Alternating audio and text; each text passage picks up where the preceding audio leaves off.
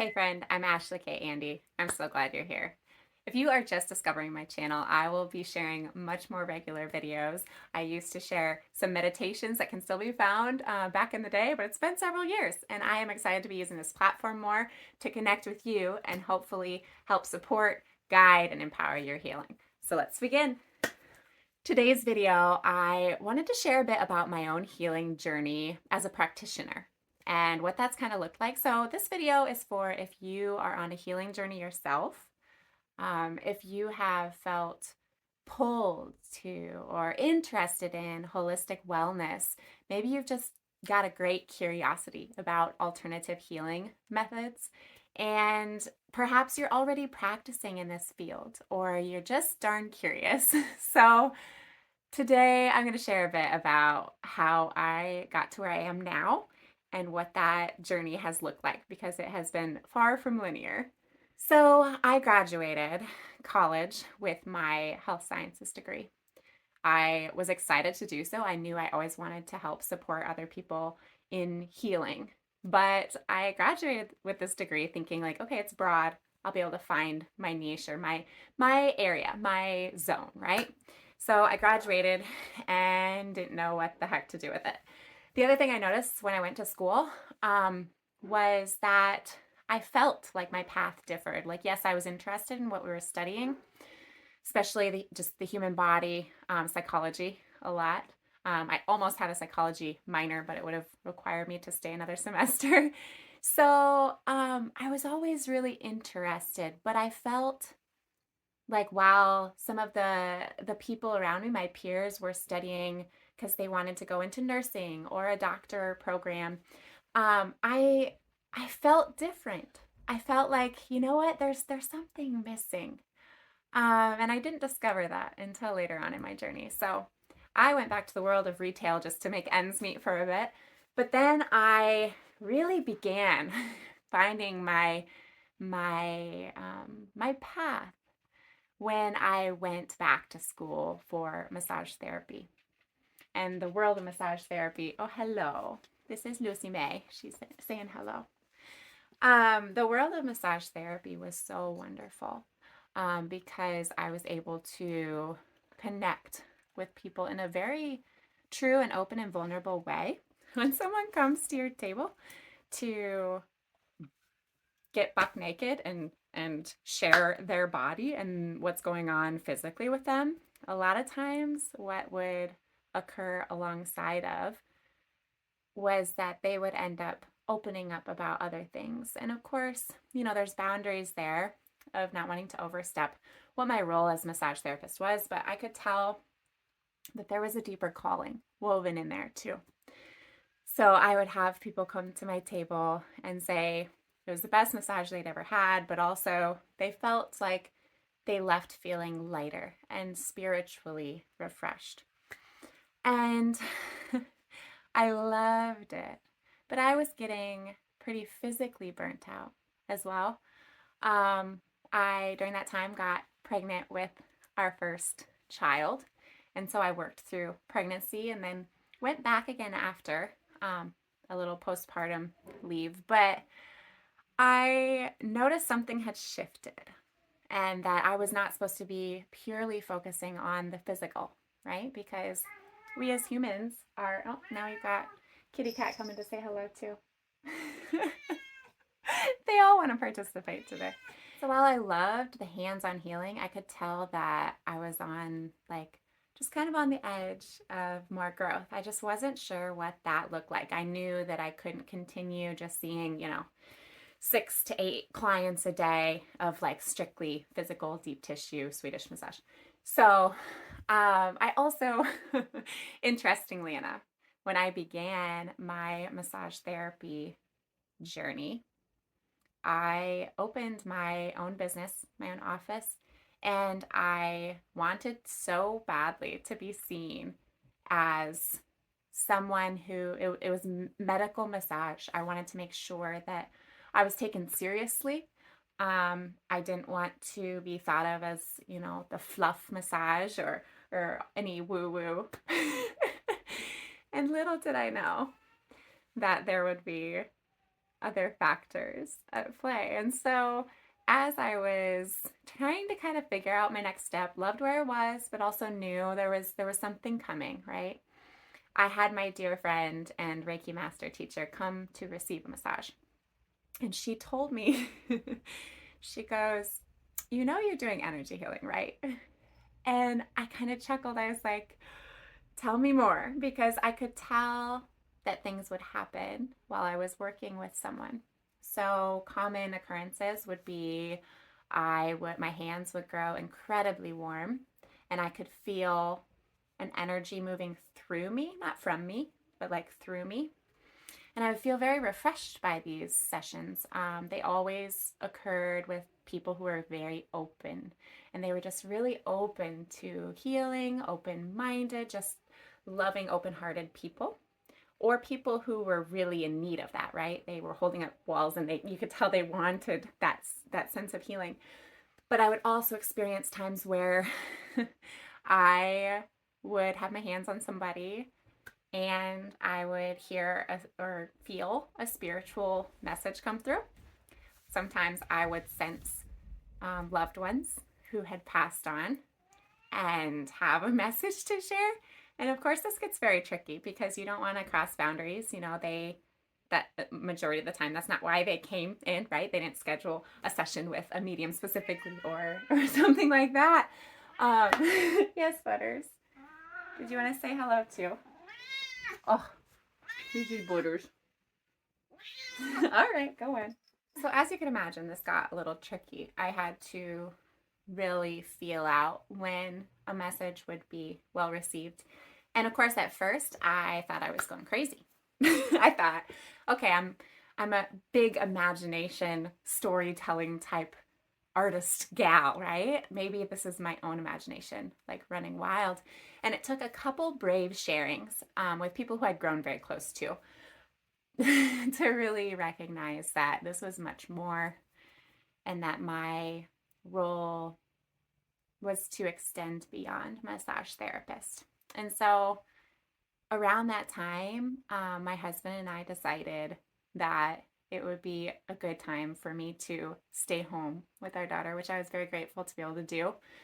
But it also was a big shift, right? I had developed a lot of my own identity within having the massage therapy office, and I loved my clients. And so that was a tough decision, but also one I'm very grateful for. And it paved the way for more learning because as I did so, I was so curious after my dear friend and Reiki master teacher shared that. I was like, okay, tell me more. Let's dive in. And I think she saw that coming too, which was really beautiful. But I expanded then. I had a very small handful of clients who would come to the house. And they were ones that I knew were open to exploring energy healing with me because it was all a new world for me. Or at least doing so professionally was, right? So I trained alongside my friend who was kind enough to encourage and share her wisdom. And I also then had the opportunity to be doing hands-on healing on occasion throughout there. In the midst of that, I also was starting to get more and more intrigued with herbalism. And what really started it all was actually essential oils. And of course, like that really blew up around that time. That would have been 2016, 2017, 2018, around then. And so the essential oil business was really starting to expand. Yes, they've been around for ages, of course.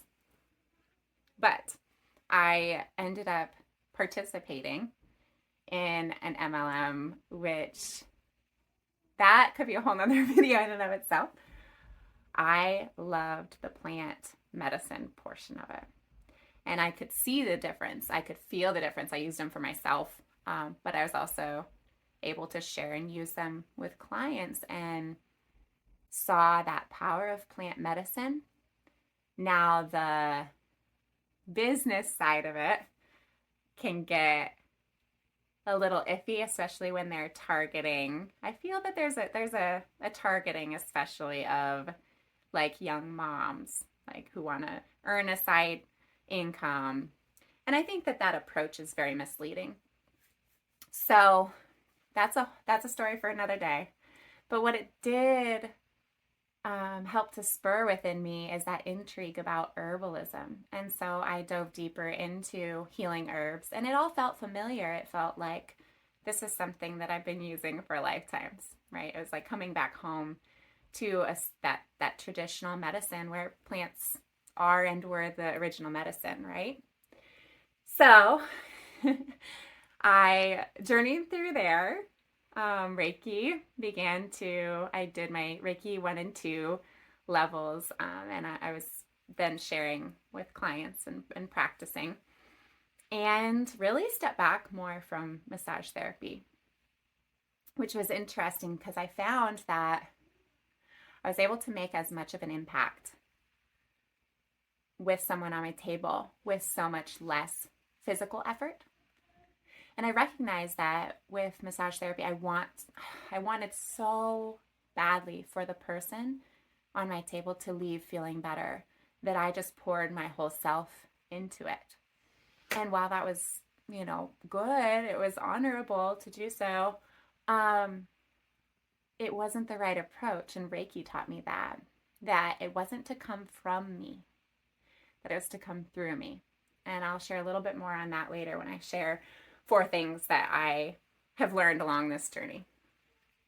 So I kept diving deeper and deeper into my own healing journey, my own past traumas, and what I needed most. And that brought me back around to meditation. I had been practicing yoga all along this time, off and on, kind of. But I didn't like this newer approach to yoga where it was more of viewed as like a fitness activity.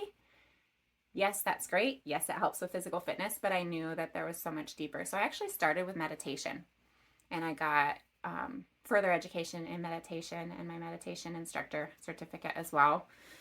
And that opened up so many more doors too, because once you start meditating consistently and you're able to go within and pause and listen to your own intuition, things just begin to change.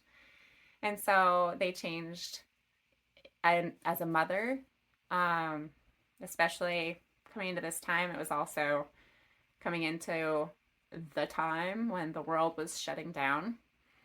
And I also then needed to navigate a very active toddler, being at home with a very active toddler when it was still cold out and libraries closed down, our youth pavilion, like youth museums, all the places that we would go to like help burn out energy and connect with other people were closing down. And so I had to learn how to regulate my own self and meet my own needs with a beautifully fiery and sometimes challenging toddler, right? So I also then was diving into even more into the world of emotional awareness and helping children, especially, but children and their mothers, their caregivers, regulate, because a lot of these skills we were never taught as kids, right?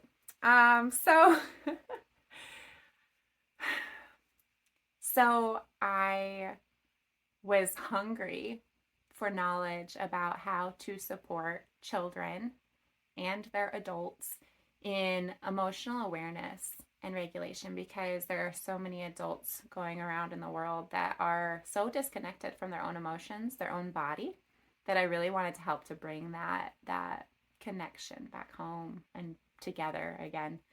And I also, along that journey, dove deeper into womb healing, which was incredibly powerful too. It started with my own, because our first birth experience was quite traumatic. I didn't realize the depths of which until I was further along in the journey and able to start thinking about a second child, which was several years. So I found that as I'm going through this womb healing and birth empowerment journey myself, that that's also who was just like coming to me naturally and wanted to learn more, or even just striking up conversation about it, or like randomly sharing their birth story with me and at the library or whatever. So I could tell that this was like this is a very needed area of expertise or area of just knowledge seeking. And so in that process, I then felt empowered to choose to have a home birth when we got pregnant with our son. And so I I was met with a little resistance at first because that felt scary to my husband, which is understandable, especially after the first one that ended up in emergency C-section after a very long labor. But the desire, now that I understood what was missing in the first experience, a lot of times a woman's natural processes are so disrupted that it leads to what's called like a cascade of interventions and things that aren't maybe necessary, but those in that setting, in the medical setting, don't always understand what a natural birth, completely undisturbed natural birth looks like, because that's never been experienced from the time, you're in med school going through, you're only experiencing hospital birthing. So to be supported in that and have a couple of phenomenal home birth midwives who are just like, yeah, this is your experience. Like, what do you want it to feel like? And asking consent before they even touched my body, greeting my baby inside of me, talking so just lovingly. And then at the end, really, really empowering me. That was something that I wanted to then also pass along. So I've been honored to support the early stages of labor and pregnancy for some friends that that's just very special, very meaningful to me. So along this journey, I also then around this time decided, you know what, it's been long enough. I might as well get my yoga instructor certification. So I did my teacher training and loved it. But I still felt that sense of a lot of us in the US and beyond probably are approaching yoga from such a surface level activity. And I wanted to explore deeper, and I wanted to help people heal deeper. And that began way back in massage therapy days of I could tell that there's a deeper layer of healing. And at the end of the day, our bodies are not what is the infinite part of ourself. It's our spirit, our soul. And so when we have so many people walking around in so much pain spiritually, in so much heaviness, grief, just feeling misaligned on a soul level, how are we supposed to, keep a healthy mental health balance or physical health balance? And so I really wanted to look at that differently. And I've taught this before, that we think of wellness as like a triad, and we've got body, mind, and spirit. And so often in our culture, we focus on the body first. And now mental health is maybe starting to catch up a little bit. But if we focus on the core essence of who we are, and really dive into that can guide our healing in such a more holistic way, right? When we say holistic, picturing the whole person, body, mind, and soul, or spirit. So I wanted to go deeper with the yoga. And so I was immediately drawn to somatic yoga, where the focus is more connecting those pieces. I was also intrigued my own journey of the different times where I would be, say, deep in like a hip release stretch and have like just be overcome with emotional release, or have somebody on my table where I like release something physically and emotionally, it just like comes pouring out. That always interested me because it feels like, okay, there's got to be some some areas of the body where we are holding our emotional pain. And I wanted to explore that further. So somatic therapy is what naturally came next and has been my more recent journey as far as helping people like in the physical. And all along this, I had done several women's retreats, which I absolutely loved. Graduated my first class of Reiki students, which was so deeply meaningful as well. And it was neat to see that though it's hard to see how much that need is there, how many women are holding on to such deep pain and trauma and imbalance, that there's this hunger, and we know, like we feel it in our bones, that we are aching for a societal restructuring and for differing approaches to health and wellness that aren't simply Band-Aid and take a pill. So to have women trust me along that path, including the retreats, is so meaningful, and that's something I don't take lightly. So if you've been someone along this journey in any way, just know how much I appreciate you, because there's such a vulnerability in that, in sharing a piece of your life and coming to someone and saying like, hey, this piece of me needs help. Like, can you help me put these pieces together? And along the way too, this is where I leaned into writing more. And so back when things did shut down in 2020, I published my first book, Empaths at the Edge, when I noticed there was a whole slug of people just like myself who are highly sensitive and made to feel that that was a bad thing or that that was a weakness. And so understanding that that sensitivity is exactly what makes me good at supporting people's healing, that's something I wanted to support others with too, and kind of give the guidebook that I wish I'd had.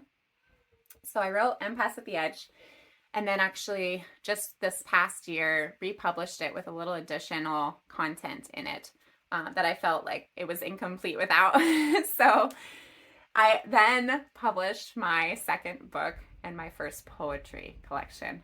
And I've been so touched to hear the feedback on that. Both of those books are available on Amazon, by the way. Or you can go to my website, ashleykandy.com, and find them in the library tab. But it's been quite a journey. And of course, this is like a summarized version. But sometimes we have this image of what our path is going to look like. And we're presented with challenges along the way. And if we're able to really embrace those and learn from them and learn more about ourselves, you can just keep it going, right? So 4 things that I would love to share with you, little nuggets of wisdom that I have learned along the way that I would love for you to also apply to your own life if this is if you've made it this far in this video. So the first being, make your own path. Don't be afraid to make your own path. And what I mean by that is sometimes we don't always have that crystal clear image or like roadmap to where we want to go. For example, when I was like graduating high school, going into college, I didn't know I didn't know the world of energy healing. I was not familiar with herbalism. I mean, I knew there were plants that were good for stuff, but all I knew was this limited scope of what information I'd been presented with. And so now we have this ability to access information like never before. And so I was able to expand on what I thought was possible. So if I thought the scope of what my capabilities was this big, And then I learn a little something here, something here. It just kind of opens up and really widens what the possibilities are. And so if I could go in time back to my senior in high school self, I would have told her to, number one, know that what you perceive and what people have told you or made you feel to be weakness is your greatest of strengths. And also to have the courage to pave your own path. You don't have to do things the way that everyone around you is. And another helpful thing with that is to find who you admire and why. For example, there's a whole group of people that I was like, wow, this is what they have in common. All of these people I appreciate, I learn from, I consume their content. I just love them, and I've never met them in person. And I realized a lot of them were writers, authors, poets, artists, with kind, open hearts that genuinely want to help other people heal and support healing in a spiritual sense, on a deep level. So find who you admire and explore why. But also know that you are free to pave your own way and that you don't need anybody's permission to do so. So number 2 would be to allow your greatest of challenges to help others. So taking what you've learned along the way, like when you've been in the absolute thick of it, there's always lessons within there, and we go through these experiences to deepen our soul understanding. And it can be darn right painful and feel terrible and like the world is ending. Trust me, I know. But know that there is light on the other side. And a lot of times that light involves taking what you've learned through that journey and turning it into something beautiful. And that can be whatever your soul calls you to do, to make art, to share healing, to just express and be yourself. Because when you create the freedom to do so, you're helping others along the way just by doing so. So number 3, my third little piece of advice, follow your own intuition over the voice of others. And if you don't even know what that sounds like, that's okay. I was there once too. Some signs of this I will go into in another video. Maybe I'll link it here somewhere when I get that one shared. So I suggest to you that during that time, if you're not sure what your voice of your intuition sounds like or feels like, to notice what your habits are.